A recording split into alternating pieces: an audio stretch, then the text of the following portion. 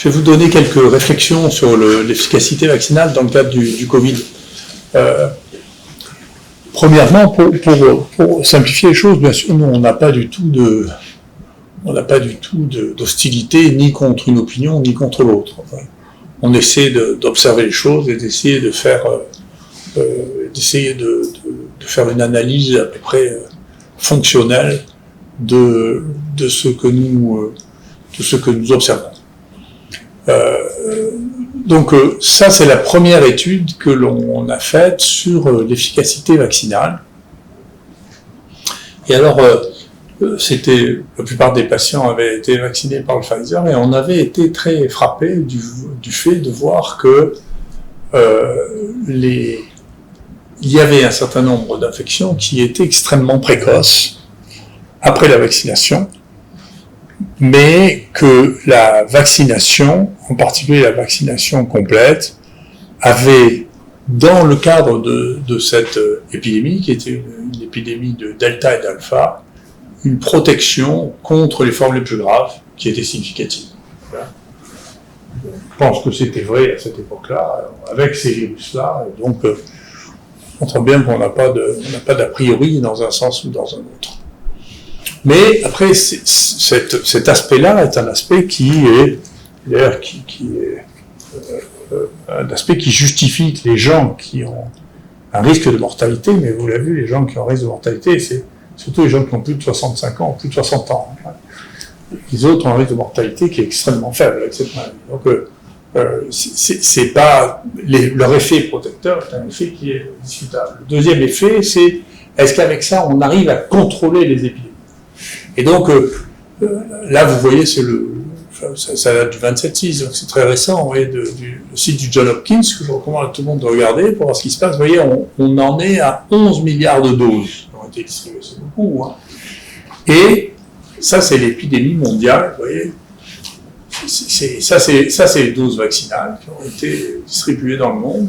Ça, c'est le nombre de morts qu'il y a eu. Il n'y a pas, à cette échelle-là, on ne voit pas une signification particulière, une influence particulière sur les morts. Et ça, c'est le nombre de cas avec des pics là, considérables, sachant que, bien entendu, ces données-là sont des données complexes, puisque le nombre de cas détectés dépend du nombre de tests, et que le nombre de morts dépend de l'imputabilité, c'est-à-dire est-ce que le fait d'avoir un test positif signifie que c'est ça qui vous a tué ou pas. Donc, si on regarde la France, on a la même situation, vous voyez, donc le premier pic, et puis les autres virus, jusqu'en 2022. Vous voyez, après le pic vaccinal, boum, finalement, il repart un épisode épidémique à la fin de 2021. Mais là, on a des données que nous, en tout cas à Marseille, on a pu regarder. C'est que dans cette période-là, on peut estimer que, probablement du fait de l'épidémie moins forte, ou du nombre de tests qui a augmenté, à peu près, je sais pas, plus de 90% des morts sont attribuables à l'infection, alors qu'actuellement, dans ce que l'on voit, quand on regarde dossier par dossier, eh bien, il y a entre 50 et 70% des morts avec le Covid qui sont morts du Covid, qui sont morts avec le Covid. Par exemple, si vous avez le premier cas que vous avez marqué, c'était une péritonite qui arrivait, on fait systématiquement tous les gens hospitalisés un test qui est positif, elle meurt, elle est morte de péritonite, pas morte du Covid. Voilà. Donc cette imputabilité, quel est le lien entre la mort et un test positif, ça pose des questions, d'autant plus actuellement où on a une circulation considérable d'Omicron qui n'est pas très sévère. Beaucoup de porteurs asymptomatiques, on va voir. Et donc, voilà. Mais, ici, vous voyez, c'est le Brésil. Je vous montre ces images pour vous montrer quand même, j'en mets pas en cause que le fait d'appartenir à un groupe à risque, au moment où il y a des virus qui sont relativement sévères, apporte un bénéfice à la vaccination complète. Tout le monde a trouvé ça, on ne va pas commencer à dire le contraire, parce qu'on l'a trouvé, c'est comme ça. Là, vous voyez, c'est l'Italie. Donc, avec les pics ici, c'est un peu moins documenté le nombre d'infections. Vous voyez Israël, qui était, ça a beaucoup irrité les gens quand j'ai dit, vous savez, on ne voit pas une protection particulière de la stratégie vaccinale massive d'Israël, qui a été la première à avoir une stratégie vaccinale massive, vous voyez, avec une injection, 2 injections, 3 injections, 4 injections. Ça ne bouleverse quand même pas la situation épidémique. Donc il y a une chose, la situation épidémique est une chose, les raisons pourquoi, en particulier parce que il fallait réaliser, c'est pour ça que c'était un débat si compliqué, si passionné, si difficile, c'est qu'il ne s'agit pas d'un objet unique, donc, il s'agit de virus différents, ces virus ont des capacités d'échappement qui ne sont pas les mêmes, des risques vitaux qui ne sont pas les mêmes, et que donc, et qui plus est, l'immunité des infections naturelles est déjà relativement mauvaise, comme ça de l'année, et donc ce qui laissait préjuger que la durée de l'immunité vaccinale serait probablement pas extraordinaire non plus. Donc c'est pas férocement étonnant. Là c'est pareil ça faisait partie des gens qui allaient le plus vacciner, les Anglais, oui, ils vaccinent là massivement, et ça n'empêche pas ce rebond là, considérable, avec un rebond de la mortalité qui suit. Et donc on ne peut pas dire que le fait d'avoir une couverture vaccinale aussi considérable, vous voyez, et permet de 150 millions de doses quand même, et permis d'avoir un contrôle de l'épidémie qui soit significatif. Là, c'était vraiment le meilleur élève de la classe, c'était l'Islande, vous voyez, donc ils vaccinent, ils n'ont pas de cas, ils font une vaccination massive de la population d'Islande, et puis, pouf, l'épidémie apparaît après. Alors au début, les gens disent non, mais l'épidémie, mais finalement, cette épidémie, la vaccination massive a permis de diminuer le risque de mortalité. Il y a des morts en Islande aussi, parce qu'il y a des cas. Donc, on ne peut pas dire qu'à l'échelle, on le saurait, sinon à l'échelle mondiale, il y a un contrôle de l'épidémie grâce à la vaccination. Ça n'est pas arrivé. Encore une fois, quand on fait des études précises, et nous, bien sûr, on croit aux études qu'on fait nous. Les études qu'on fait nous, si on regarde si les gens qui sont vaccinés meurent moins que les gens qui ne sont pas vaccinés, bien sûr, on va recommander ça, ceux qui risquent de mourir. On a vu que ceux qui risquaient de mourir, c'est ceux qui avaient plus de 60 ans. Et plus, je crois que Mathieu évalué qui était à 53 ans, c'est ça, qui avait un risque relatif plus important de gravité. Donc c'est probablement la population qui a vacciné. Vous voyez, pareil, le Danemark, c'était le très bon élève de la classe, il n'y avait pas de mort du tout, très peu de cas, et puis après la vaccination, quand même, bon, il y a un boom des morts et des nombreux de cas. Donc on ne peut pas, moi je ne le dis pas, je dis ce que je pense sur les risques liés à la vaccination d'infection, mais on ne peut pas dire qu'il y a eu un résultat spectaculaire de contrôle de l'épidémie, et ça ne ressemble pas aux épidémies des virus stabilisés. Les virus stabilisés, comme le virus de la rougeole, ou celui de la rubéole, ou celui de la varicelle, c'est des virus qui sont humains depuis très longtemps, donc leur capacité à varier par rapport à des virus qui ne sont pas encore stabilisés, qui sont d'origine animale, n'est pas du tout la même. Donc il y a beaucoup moins de variations. Et donc la chance que vous ayez un échappement viral, parce que le virus n'est pas fini dans son adéquation avec son nouvel hôte, est beaucoup plus important. Et donc c'est la raison pour laquelle il y a une telle abondance de variants. Et puis du coup, c'est vrai qu'on le regarde beaucoup plus. La Corée du Sud, c'était pareil. Ils avaient pris des mesures de restriction considérables. Ils ont vacciné tout le monde. Ils ont dit ça y est, cette fois-là, on peut réouvrir les frontières. Et boum, vous avez. Donc il y a eu un gros échec. Il y a eu toutes sortes de tentatives. Il y a eu un gros échec de la politique qui était celle de l'Extrême-Orient, qui au début séduisait tout le monde, hein, qui était le zéro Covid, c'est-à-dire on ferme les frontières, il n'y a pas eu de Covid, on contrôle tout ce qui rentre, et il n'y aura pas de Covid comme ça.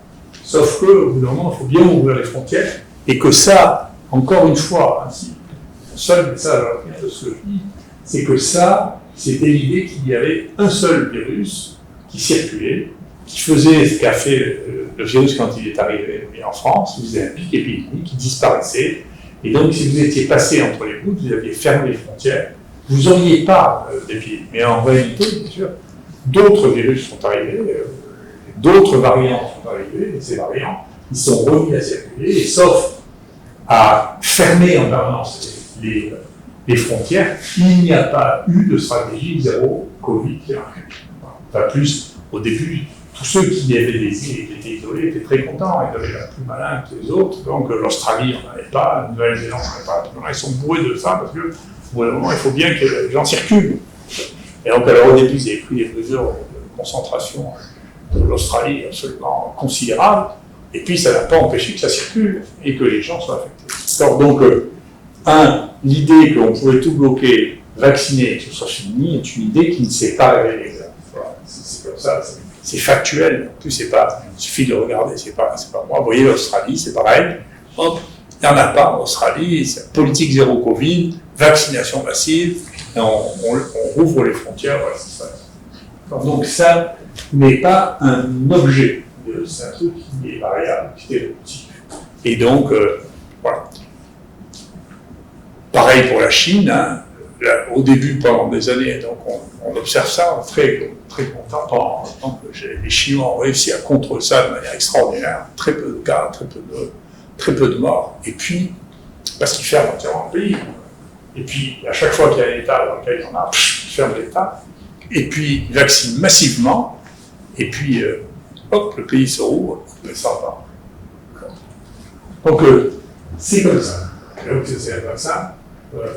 Moi, j'ai tendance à penser, peut-être un tout petit peu moins maintenant, pour des raisons que je vous expliquerai, que c'est un vaccin qui est un vaccin, c'est du virus inactivé complet, hein, c'est pas un spike, c'est du virus inactivé complet, donc ça veut dire qu'il y a d'autres antigènes qui fonctionnent, et donc j'ai appris récemment, j'ai appris au monde Dr Paulson, qu'un des virus, des protéines qui est la plus immunogène de toutes, c'est la protéine de ce qu'on appelle l'orphuite, qui est une protéine qui n'est pas un spike et qui explique pourquoi un certain nombre d'échappements, c'est ce qu'on croit maintenant, un certain nombre de nouvelles souches circulantes extrêmement contagieuses sont contagieuses. C'est parce qu'elles ont inactivé l'orphuite. Elles le knock-out. On cherchait la raison. Alors, on pensait qu'elle enlevait par avarice. Et souvent, les microbes, quand ils n'usent pas des gènes, s'en débarrassent par avarice, parce que c'est coûteux de faire des gènes qui ne servent à rien. Mais maintenant, on est en train de rebasculer vers les immunologistes, de dire, écoutez, c'est parce que la population, en plus leur fuite, est retrouvée chez d'autres coronavirus, et donc il y avait probablement une immunité naturelle, c'est peut-être celle-là qu'on retrouvait chez les enfants, c'est ça qu'il faut regarder. Qui faisait qu'au départ, les enfants n'étaient pas susceptibles, c'est peut-être parce qu'ils avaient une immunité croisée due à cette protéine. En tout cas, c'est mon opinion. Je suis prêt à en changer, hein, je sais pas de...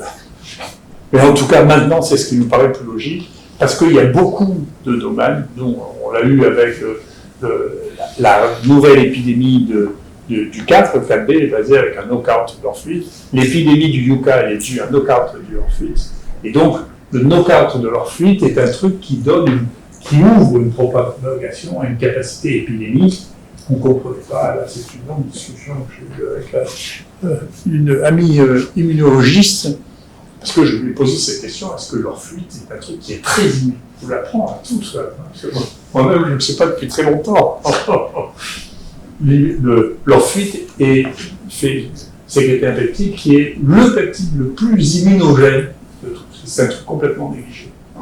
Et donc, bien entendu, c'est la théorie de la reine rouge, hein, c'est-à-dire qu'on court sans arrêt entre l'hôte et le pathogène, et le pathogène, pour continuer à se développer, doit trouver une nouvelle stratégie, et là, la stratégie, c'est d'enlever la cible, la plus grande cible de la réaction immunitaire naturelle, qui est les anticorps contre l'orphuite. Vous voyez. Et donc ça, c'est les États-Unis. Vous voyez, alors eux, ils sont pas avec le dos de la cuillère, ils en sont avec 600 millions de doses, c'est pas mal. Hein. Près de 600 millions de doses, vous voyez quand même, il n'y a pas d'effet absolument spectaculaire. Si on regarde nous à notre petite échelle, moi je regarde ça, c'est en face. On en parlait encore récemment avec la vieille amie Philippe Brouki, c'est en face de Montpellier,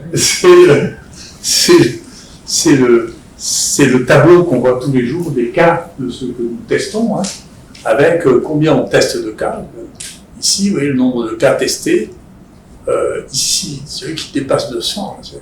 Le nombre de cas positifs, ici, vous voyez, le nombre de... Ça, c'est les symptomatiques, avec le nombre de cas positifs chez les symptomatiques. Et vous voyez que chez les symptomatiques, il y a 60 à 70% des gens qui arrivent pour se faire tester, qui ont des symptômes, qui ont ça.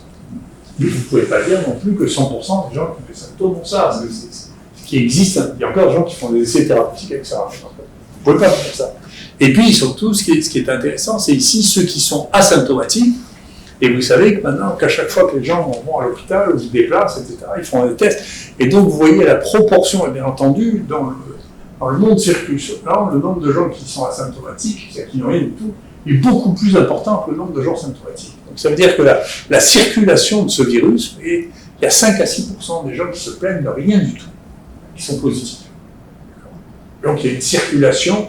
Et moi, je trouve, c'est ma théorie, mais aussi je peux en changer si demain il y a d'autres éléments, c'est que ça ressemble de plus en plus au rhinovirus, et ça ressemble de plus en plus ce qu'on appelait les coronavirus endémiques, c'est les 4 coronas qui circulent, où quand on fait des prélèvements systématiques, on trouve entre 5 et 10% de porteurs qui se plaignent de rien.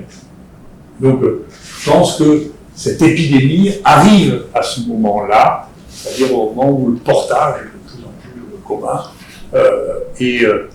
les symptômes sont de moins en moins graves, mais incontestablement, dans l'ensemble, il y a une nouvelle repoussée avec une nouvelle augmentation des cas hospitalisés. Alors, pour parler des vaccins, comme je vous ai dit, on était très frappés, moi en tout cas, j'étais très frappé par le fait que les gens, juste après le vaccin, on a eu un nombre de gens qui ont fait des infections juste après le vaccin. Alors, on était en train d'écrire ça, il y a des Américains qui ont publié, un grand, il y a quelques articles, un grand qui était intéressant, dans celui-là, des vaccinés personnels de soins sans dégâts, et ils avaient remarqué que dans les 15 jours qui suivaient, il y avait une augmentation du nombre de cas qui était significative. Ça a été retrouvé maintenant que les données de Pfizer ont été relarguées, ça a été retrouvé là, que dans les 15 jours qui suivaient la vaccination, il y avait nombre de cas. C'est là qu'il y avait plus de cas. Donc après, c'est très difficile de regarder la littérature, c'est quelque chose qui est aussi obscur que les positions des hydroxychloroquine, c'est que quand on regarde l'efficacité de la vaccination, on enlève les 15 jours après la vaccination. Donc vous ne pouvez pas l'avoir. Si vous ne le regardez pas, vous regardez que la littérature. Toutes les grandes études qui ont été faites ont enlevé les 15 jours qui suivent la vaccination. Alors, on s'est posé la question au moment, et donc ça c'était au moment de l'épidémie de Delta, on a plus été frappé pour ça, c'est là qu'on avait les gens qui étaient vaccinés qui étaient des cas. On a discuté avec, et donc on a regardé voilà, les dernières injections vaccinales qui avaient été faites dans moins de 21 jours ou plus de 21 jours, et on a regardé les âges des uns et des autres pour voir ce qui allait se passer, et puis on a pris des groupes contrôle, c'est des gens qui étaient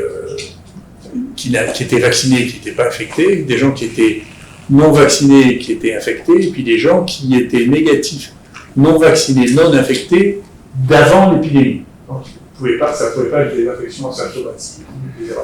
Donc on avait 5 groupes à tester. Et on a regardé, on a discuté avec Jacques Fantibu, qui nous a dit, c'est la question qu'on posait, c'est est-ce que le vaccin peut déclencher ou peut favoriser une infection. Donc notre hypothèse était, si c'est pareil, c'est des virus, si beaucoup de gens oublient que les bactéries, les virus, il y a un effet inoculum. C'est-à-dire que si vous avez 10 virus, vous n'allez pas faire d'infection. Si vous avez 10 000 virus, vous allez faire une infection. Et donc là, les relations hôte-virus font que votre sensibilité est plus ou moins grande à l'inoculum. Donc il y a des gens qui feront les immunodéprimés, qui vont faire une infection quand ils sont exposés à 10 virus. Il y a des gens qui sont très immunocompétents, qui au contraire ne vont pas faire d'infection avec 10 virus, mais ils en feront une avec 10 000. D'accord ? Ensuite, la gravité sera ce qu'elle est. Donc, nous, notre hypothèse était que, tiens, s'il y a plus de cas, tout de suite après, c'est peut-être parce qu'il y a quelque chose qui favorise l'infectivité et qui fait que, donc, avec des inoculums plus faibles, on fait des infections. C'est l'explication la plus logique, c'est que ceux qui sont sensibilisés par la vaccination ont besoin de moins de virus pour faire une infection. Parce que l'exposition ne peut pas changer. Après, la vaccination, il y a des gens qui disaient ça, ils sont vaccinés, ils fichent de tout, et donc, mais ça n'expliquait pas pourquoi c'est juste qu'on était un jour après. Donc on a identifié avec la fréquence, et donc ça a été une déception pour moi. Donc on a regardé avec les deltas si c'était commun de voir dans les moins de 21 jours, et puis si c'était commun de la même manière avec les Omicron. Avec les Omicron, ça marche pas. Donc avec les deltas, il y a des infections précoces. Avec les Omicron, il n'y en a pas. Alors pourquoi? On a regardé, donc Fantini nous a dit, écoutez, il y a une zone là, qui est dans la RBD, qui est une zone qui fait partie du vaccin, qui est candidate à être favorisante. Et vous savez que les anticorps favorisants, ça existe dans toute une série de maladies, bon, surtout la dengue, mais beaucoup de maladies dans lesquelles le fait d'avoir fait une maladie vous expose à faire une maladie beaucoup plus grave, c'est-à-dire favoriser la multiplication virale. C'est un phénomène qui est connu, qui a fait tous les problèmes qu'il y a eu avec la vaccination contre la dengue. Donc le fait d'avoir été vacciné, plutôt que de ne pas avoir été vacciné, fait que les enfants font une forme plus grave quand ils vont faire une dengue que s'ils n'ont pas été vaccinés. Et donc là, on regarde, et donc on se fait synthétiser le HA16 peptide, qui est le peptide que nous avait désigné Jacques Fantini. On regarde la nucléocapside, ça c'est vite fait. Ça, on regarde les anticorps contre la spike, qui sont commercialisés, et on regarde les IgA contre la spike. Et donc, ce qu'on voit tout de suite, c'est les gens qui sont vaccinés ont des anticorps de type IgA contre le peptide 16. En particulier, on voit que c'est très précoce parce que, en particulier, c'est ceux qui ont été vaccinés depuis moins de 21 jours. Et c'est ceux que l'on retrouve chez les gens qui ont un delta variant. Donc, on va voir s'il y a un lien avec ça, mais vous voyez déjà, ceux qui sont vaccinés depuis plus de 21 jours ont beaucoup moins d'IgA contre l'antigène favorisant.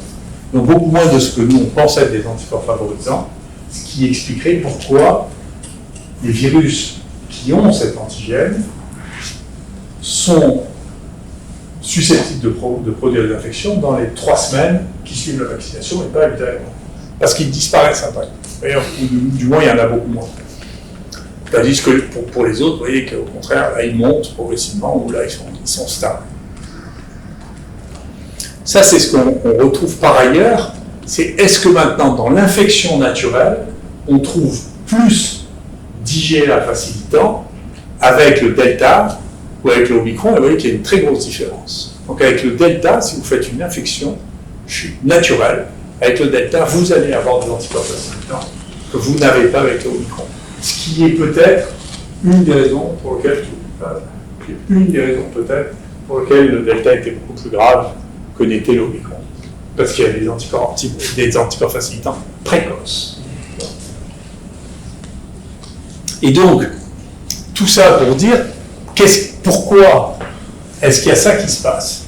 Et pourquoi, par exemple, après 21 jours, on trouve assez rapidement, comme c'est décrit dans la littérature, des infections à Omicron, 2 mois. La protection avec Omicron ne dure pas longtemps, mais il n'y a pas, elle dure 2 mois, alors qu'elle dure plutôt 4 mois avec elle durait plutôt 4 mois avec Delta, mais on n'a pas d'infection précoce.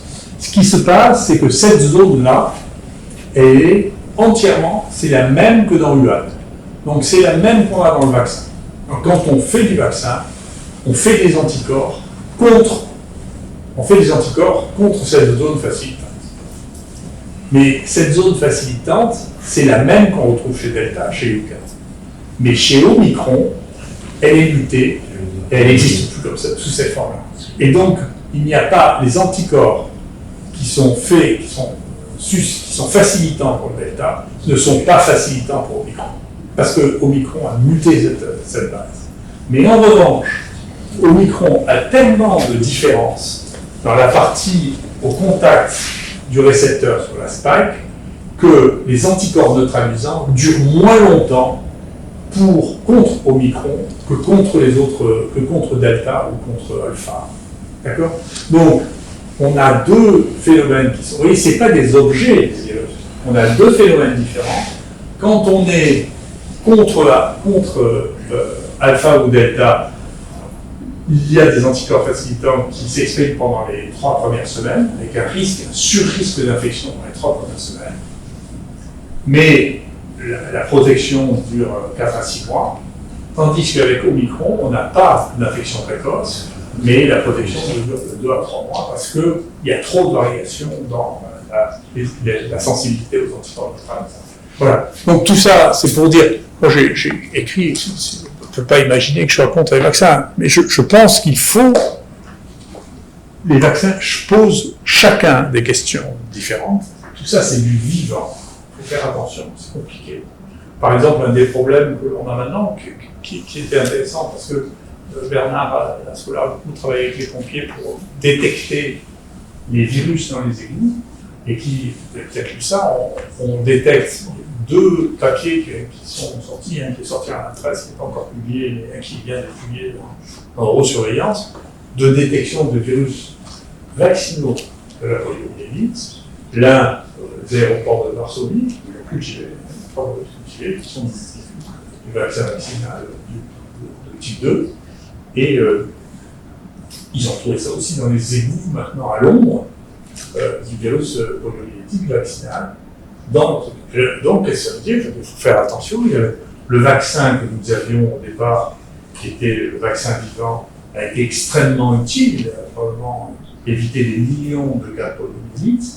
Mais comme il y a dans quelques cas, il se retourne, en particulier chez les immunodéprimés, il devient virulent, et donc il est capable de donner des épidémies. Ça fait maintenant plusieurs années qu'il y a plus de cas dans le monde de poliomyélite d'origine vaccinale que de poliomyélite d'origine sauvage. D'accord? Les foyers de poliomyélite sauvage, il reste plus qu'Afghanistan et Pakistan. D'accord? Et donc, c'est un véritable problème. Et comme les stratégies qui ont été mises en place sont assez mal supportées par la population, en particulier au Pakistan, en Afghanistan, les gens tuent les gens qui viennent les vacciner. Et donc, depuis le début de l'année, je crois qu'il y a eu 22 morts de gens qui venaient les vacciner. Donc, alors qu'il y a eu 2 poliomyélites sauvages dans le même endroit, on a tué 22 personnes, donc il y a plus de risques de se faire tuer en vaccinant que d'attraper la poliomyélite. Donc, si vous voulez d'avoir des discours qui soient simplistes sur des situations qui sont évolutives et des virus qui changent, c'est quelque chose qui n'est pas raisonnable. Donc, la connaissance est essentielle. Ça ne peut pas se liquider avec un journaliste qui a des opinions simples. Vous voyez. Donc, c'est compliqué, la vaccination, c'est un réajusteur de la balance en fonction du risque, en fonction de l'évolution des connaissances, en fonction de l'évolution. Moi, j'espère bien que ce que je vous dis, on ne vous dira, ça amènera, si les gens font des vaccins ARN, à enlever cette partie du RBD, vous voyez, qui est une partie qui est facilitante, et qui, si on voit de nouveaux virus qui ne sont plus les Omicron, mais d'autres qui ont rétabli l'intégrité de cette partie facilitante, on risque d'avoir à nouveau des vaccins qui ont une partie qui est facilitante. Donc, tout ça, c'est de la connaissance, et la connaissance, ça va faire progresser les choses. C'est pas juste oui-non. Il faut essayer de faire progresser les choses dans un sens qui soit plus fonctionnel que quand on observe les échecs, mais encore, faut-il avoir le droit et la compétence pour observer les échecs. Voilà.